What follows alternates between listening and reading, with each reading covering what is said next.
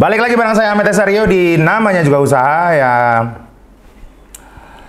Kemarin-kemarin tuh kita kan bahas banyak tentang bisnis yang sustainable gitu. Mulai dari ESG-nya, mulai dari solar panelnya, terus dan ada juga beberapa pengusaha yang memang bisnisnya di Surabaya rupanya berhubungan sama bisnis yang tanda kutip go green. Kali ini saya kedatangan tamu, teman lama sebenarnya, kita pernah ketemu dulu di FSI awalnya. Mereka membuat produk makanan yang udah terkenal sebenarnya seluruh Indonesia, yang tagline-nya adalah produk dengan gluten free atau tidak mengandung glukosa ya? Bukan. Salah lagi, ntar dia yang cerita lah. Selamat datang kepada Mas Raka dari Ladang 5. Tepuk tangan teman-teman. Woi.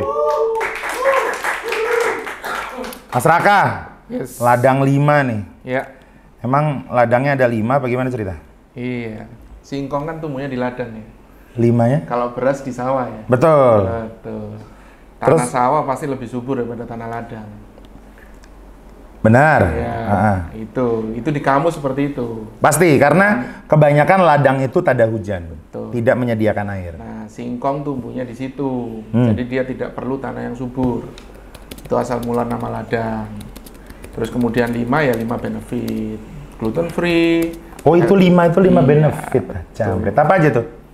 Kaya serat, bebas gluten, terus kita nggak pakai pemutih, tinggi zat besi dan mineral lainnya. Satu lagi? Mineral, Zat besi dan mineral. Dan jadi 5 benefit itu di awal seperti itu, sekarang udah berubah. 5 benefitnya tanpa pengawet, perisa, perasa, bahan kimia dan lain-lain. Pokoknya 5. Oke. Berarti 5 itu karena ada 5 value di situ. Nah, produk pertama kan memang menggunakan, jadi istilahnya secara basically Ladang 5 ini menggunakan bahan dasar tepung singkong, tepung cassava. Tepung mokaf. Tepung mokaf. Oke. Gluten free itu apa sih sebenarnya, Pak? Gluten free itu makanan-makanan yang tidak mengandung gandum-ganduman. Jadi bukan hanya gandum, tapi ada kayak barley, serealia lainnya yang memang secara dia punya senyawa, namanya senyawa protein yang itu dinamakan gluten. Gluten, oke. Makanan bebas gluten tidak mengandung gluten di dalamnya. Gluten itu Dari gandum.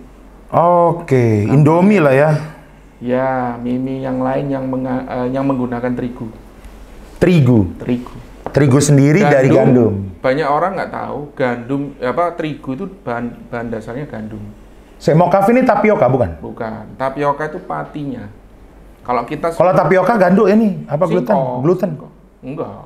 Oh, tapioka juga bukan? Bukan. Pokoknya yang bukan gandum-ganduman itu pasti bebas gluten. Di Indonesia setahu saya gandum itu nggak bisa tumbuh. Pasti. Dengan subur ya. Ada yang bisa numbuhin, tetapi tidak punya produktivitas seperti di negara Eropa. Emang ada yang nanam? Ada. Pernah lihat saya. Oke, coba kita cari. Gandum di Indonesia. Oke, sebelum lanjut dari sana. Tapi sebelumnya kan Pak Raka ini kan Dispro kan? Betul. Nggak ada berhubungan sama teknologi pangan. Nggak ada. Nyonya? Komunikasi. Lah ya, terus kenapa kok ada isu apa sehingga akhirnya memulai bisnis Ladang 5 ini? Capek jadi desainer mungkin. Benar. Kamu desainer, kamu editor. Capek, betul. Iya. Tapi kan nggak harus ke bisnis ini dong. Iya, betul. Nada bisnis dong. Iya, mungkin karena ini ya. Ya ada sedikit idealisme di mana kita melihat, ya sering-sering baca lah dulu. Indonesia ini kan dibilang ngomongnya negara agraris ya. Iya. Kalau waktu SD kan kita Tapi banyak yang tanam singkong, panennya jagung itu kemarin. Terus kan ngomongnya begitu. Negara agraris, kaya, subur dan lain sebagainya. Tapi ternyata masih banyak pangan yang impor seperti itu. Nah itu ya sedikit-sedikit mengenai itu tahu. Terus ada yang menyampaikan ke saya bahwa ini loh ada proses pembuatan tepung bahan bakunya dari singkong Dan itu bisa sebagian besar mereplace terigu. Nah, itu jadi menarik. Karena waktu itu sempat sering baca kalau kita. Karena produksinya singkong juga di Indonesia tinggi banget kan sebenarnya. Nyatanya tapioka masih impor. Beberapa masih impor. Karena konsumsinya tidak berbanding lurus. Industrinya juga gede. Industri. Betul, konsumsi industrinya untuk makanan, untuk industri selain makanan kan juga. Bukan hanya untuk konsumsi hari-hari ya? Oke. Bukan. Nggak banyak tuh orang makan singkong. Nggak banyak sih. Kita paling makan singkong gorengan nih. Iya. Tapi untuk industrinya gede. Betul. Ya itu. Mulainya tahun berapa sih Pak ini Pak? 2013. Waduh, berarti hampir 9 tahun udah ya? Sampai sekarang? Lebih dong, 10. 10 tahun ya? Udah 10 tahun. 10 tahun lebih. Nah, kita tuh memang mengundang pengusaha-pengusaha yang sudah melewati masa-masa krusial, masa-masa masa-masa yang kritikal lah. Turbulensi. Iya, biasanya kan di tahun keempat, tahun kelima Pak ya, itu masa-masa anjing lah di bisnis-bisnis kita semua. Iya. Nah, ngomongin tentang ladang 5, dijualnya di mana Pak? Kita kalau dijualnya di mana, channelnya macam-macam ya. Marketplace pasti ada. Pasti ada. Offline ada tapi belum semua. Memang kita nggak menyasar semua. Pakai distributor tapi? Pakai distributor. Oke. Kemudian Horeca ada sebagian, ya. Terus kemudian ekspor. Itu sih. Ekspor juga? Ekspornya kemana? Korea, Australia, US. Oh, oke. Yang rutin Korea. Di sananya itu sebenarnya untuk replacement apa tuh Pak? Enggak, mereka kan melihat bahwa gluten free itu kan menjadi sebuah kebutuhan buat mereka. Betul, setuju. Mengurangi konsumsi asupan terigu, bukan konsumsi, asupan terigu. Nah, ngomongin tentang gluten free dulu deh. Resikonya apa sih Pak kalau misalkan gluten terlalu banyak mengendap di dalam tubuh? Iya, untuk beberapa orang yang memang punya alergi terhadap gluten, pasti ada efek secara kesehatan ya. Tapi sebenarnya gluten intolerance ya kita bicaranya itu kayak efek gunung es lah. Oke. Ya, dimana yang diketahui, yang kelihatan itu cuman segini, tapi sebenarnya yang tidak diketahui, yang tidak dipahami sama manusia itu bahwa dia itu ada alergi terhadap gluten itu banyak. Efeknya apa sih kalau secara penyakit? Bisa jadi dia sering pusing, pegel, terus kemudian kolesterol gitu ya? Enggak. Kolesterol enggak. Apa berarti biasanya? Gangguan pencernaan, GERD, terus GERD? Iya. Anak-anak Gen Z yang sering sekali kan penyakit Gen Z itu kan nggak cuma dari pikiran ya, nggak cuma dari anxiety dan sebagainya. Enggak sih, kalau saya melihat anxiety itu tolol aja. Anxiety, galah, tai kucing menurutku sih. Nah, makanya berarti sebenarnya ada segmentasi market bahwa ini sebagai solusi makanan sehat untuk mereka-mereka yang kena mental health dong. Bisa. Ada ke arah sana juga? Bisa. Jadi ini kan kayak anak-anak berkebutuhan khusus itu udah pasti kebanyakan mereka menghindar dari gluten. Oke. Ya, dia nggak boleh terlalu banyak mengkonsumsi gluten karena gluten itu efeknya kan di pencernaan. Jadi dia itu namanya juga gluten ya. Dia itu yang bikin melengket. Roti melar, kenyal mie itu adalah gluten. Itu yang mengikat. Nah, buat orang-orang yang secara pencernaannya baru tahu gluten tuh dari glue. Iya. Jancok, iya dah, ya wis. Bukan gula loh ya. Iya, aku kira tuh glukosa kiranya. Iya, orang mikirnya gula. Padahal gluten itu pengenyal apa sih? Iya, pengikat. Pengikat Yang bikin mie bisa panjang melar, roti bisa mengembang. Itu karena gluten. Kandungan gluten. Baru tahu loh, gluten itu sebenarnya bukan glukosa, Cok. Tapi dari kata-kata glue. Iya. Pengikat. Betul. Nah, di perut kadang pencernaan yang kurang bagus itu tidak bisa mencerna dengan sempurna. Jadi dia nanti lengket di ususnya. Seperti itu. Orang Amerika banyak ya yang perutnya lengket ya. Makanya kan sekarang di US dan Eropa kan mulai ada tren mulai jadi campaign. Betul. Oke, produknya sendiri Pak sekarang ada beberapa kan, yang ada mie, Ada mie, cookies, ada cookies, pasta, ada pasta. tepung premix. Nah, ini yang lucu nih. Produk-produk sehat seperti ini itu bertolak belakang sama rasa, Pak. Itu gimana? Betul. Kita itu tetap ya, mulai dari awal kita berdiri selalu bicara healthy, easy, tasty, and gluten free. Nggak ada delicious ya, tetap tasty Tasty tapi. dong. Oke. Jadi rasa tetap yang utama. Jadi nggak bisa lah kita jual produk sehat. Jamu yang paling mujarab yang pahit, susah kan? Susah. Jualnya susah kan?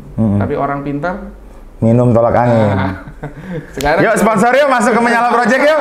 Tolak angin bisa dong. sekarang kan gula itu kan jamu. Ya. Tapi kemudian dikasih gula. Iya kan? Oh, Akhirnya iya, ada orang gulanya. enak minumnya, padahal jamu. Padahal siapa dulu yang minum jamu? Sama dengan kita. Kalau kita bicara produk sehat, jangan sampai teksturnya, rasanya orang jadi beda, jadi harus adaptasi, nggak enak dan lain sebagainya. Jadi rasa tetap nomor satu pada saat kita produk developing. Sekarang kalau sampai ekspor, ada yang domestik juga udah dikerjain.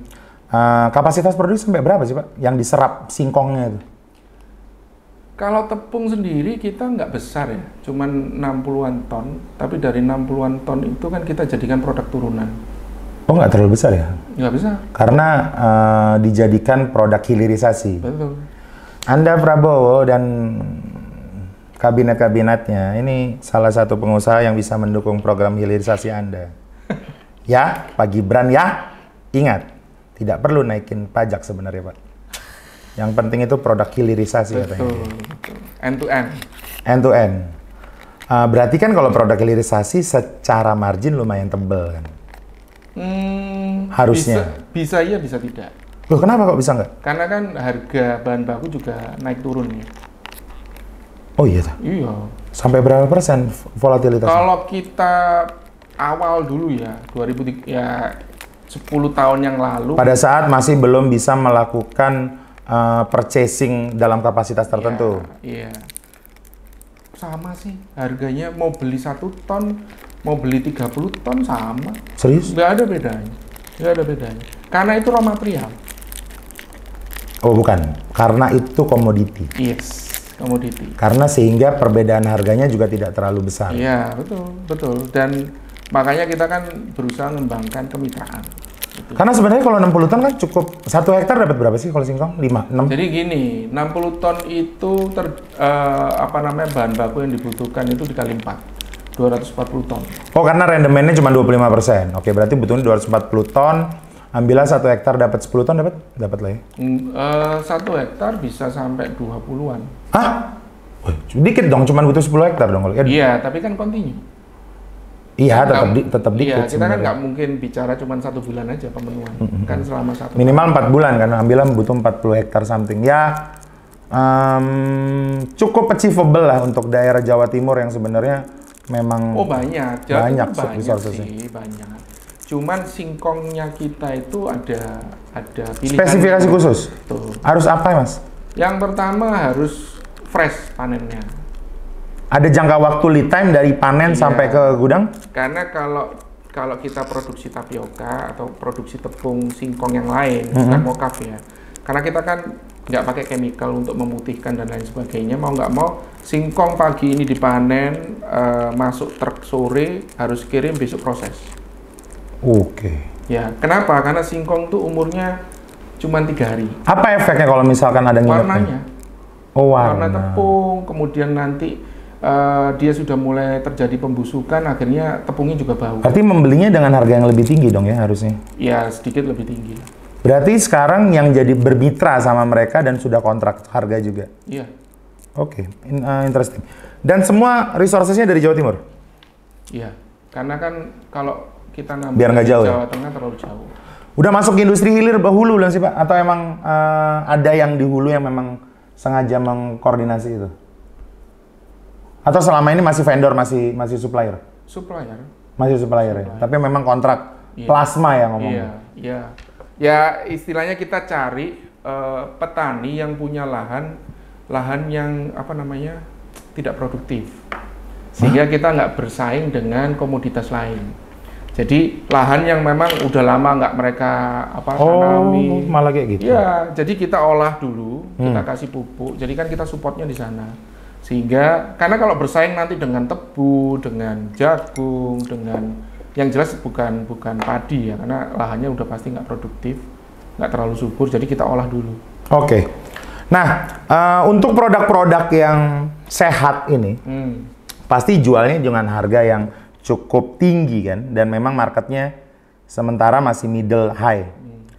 Gimana cara edukasinya, Pak? Karena kalau sekarang mungkin after COVID kita udah bisa ngomong banyak ya. Iya.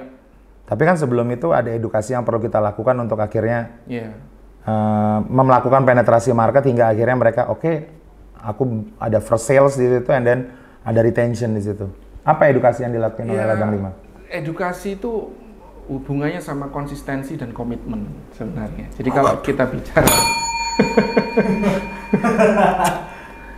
edukasi itu ada hubungannya sama komitmen dan juga apa tadi? Konsistensi dan komitmen. Jadi kurikulum Anda Pak Menteri Pendidikan jangan kau rubah setiap tahun. Ya, kalau udah 5 tahunan sistemnya kurikulum ini jangan kau ganti-ganti karena perlu konsistensi dan komitmen. Itu edukasi. Apa jadi kesana ya, Reng? Lanjut. Ya, karena kalau nggak ada itu, kan kita mengedukasi market itu untuk sesuatu yang baru. Baru dan jangka panjang? Iya, baru dan jangka panjang. Future juga kan pasti? Iya, pasti. Karena kita sourcingnya kan lokal. Nah, kadang-kadang mengedukasi market, apa nih cookiesnya singkong, apa premixnya singkong, emang enak? Kan pasti seperti itu. Karena asosiasinya orang singkong kan ya kalau nggak jadi tepung tapioka, tepung gaplek, keripik singkong, gorengan dan sebagainya udah itu. Ya. Nah, jadi asosiasi itulah yang akhirnya jadi challenge buat kita. Nah, caranya gimana Pak? Teknisnya? Iya, banyakin cooking demo, banyakin sampling, dan waktu dengan konsisten dan komitmen itu tadi.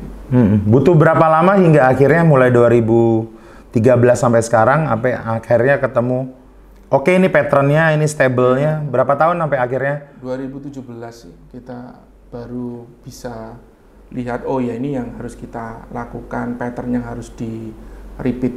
4 tahun ya sampai akhirnya ketemu real marketnya ya? Iya. Karena awalnya kan kita cuman produksi tepung saja. Belum ada produksi yang lainnya? Karena nggak ada yang beli, akhirnya kita sedikit pivot bikin produk turunan. Ya karena sebenarnya untuk beberapa market yang tanda kutip healthy food kayak gini tuh sangat niche banget dan perlu edukasi tinggi banget. Dan selain konsistensi komitmen itu, sebenarnya yang paling penting juga adalah ketahanan sebenarnya. Iya.